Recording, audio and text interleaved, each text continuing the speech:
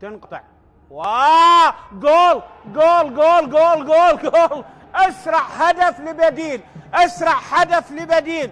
كان البديل لوغاس في مرمى ديالا سجل بعد 43 ثانية، لكن بأقل من 43 ثانية يسجل البديل محمد الباقر عبد الرحمن، يسجل الهدف الأول بالدقيقة 37 بأول كرة يلمسها وبيسارية مباغتة على يسار الحارس عبد العزيز عمار، يسجل أول أهداف المباراة كأسرع هدف للاعب بديل بأقل من 43 ثانية. كان أسرع هدف للاعب بديل للوغاس لاعب الشرطة في مرمى ديالا عندما سجل بالثانية 43، الآن يسجل بأقل من ذلك ويحرز هدف التقدم في كرة مباغتة على مرمى الحارس عبد العزيز عمار بأول كرة يمسها البديل اللاعب محمد الباقر عبد الرحمن ويسجل